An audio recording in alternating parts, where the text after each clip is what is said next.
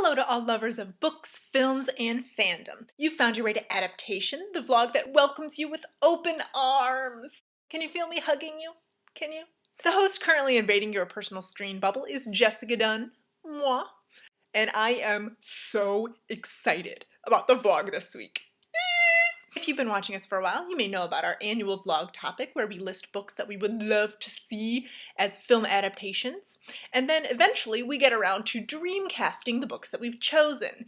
And it's my turn! So for today, I'll be casting the characters from Marissa Meyer's Cinder.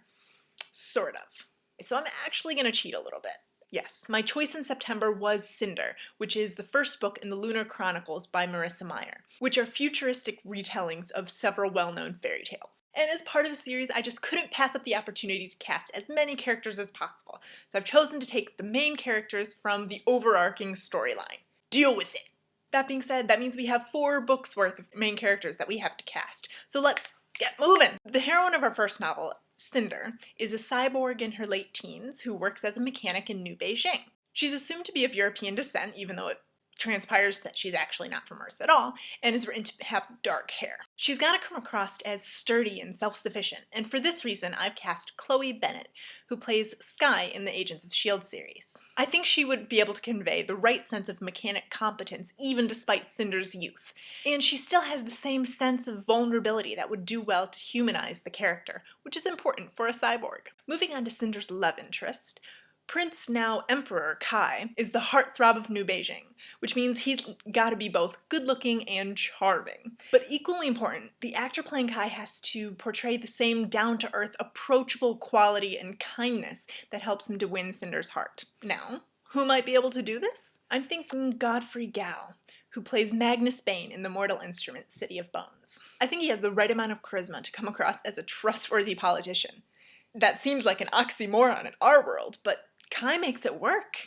Now, my favorite character in Cinder is Aiko, a funny and personable android who serves as Cinder's loyal sidekick. So who better to voice an energetic, girly character than Genesis Rodriguez? She's familiar with audio acting, having given voice to Honey Lemon from Big Hero 6, and we think she can bring the same fun and energy to Aiko's incomparable personality. And rounding out our solely Cinder cast, we have Jessica Chastain playing Queen Lavanna. I think she could play a truly imposing character, and with those cheekbones and that red hair, she looks so much like the book description of Lavanna that it's as if the evil queen walks among us.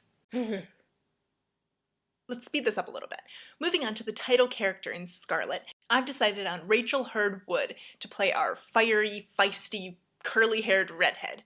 You may recognize this actress from her excellent work as Wendy in Peter Pan. And to play Scarlet's leading man, the aptly named street fighter Wolf, I've decided to give a little more screen time to Ben Barnes. He just deserves so much more than Spook's apprentice, and he could play the rough, brooding, puppy-like Wolf very well, I think. The heroine in our third book, Cress, is described as blonde, delicate, and dreamy. So I think that Anna Sophia Robb would be a good fit to portray her, right down to her disarming ability to hack into anything and everything. And then we come to Carswell Thorne, the charming American captain who is an unabashed rogue. For all you Doctor Who fans out there, think Captain Jack Harkness with a slightly more selective libido. However, I didn't cast John Barrowman in this role. Instead, I decided to cast Chris Pratt, who has definitely been showing his mettle in recent films. For Thorne, it's ultra important to cast for the personality, and we think that Chris Pratt could pull it off. We are down to our last book in the series, which is Winter, which actually hasn't been released yet.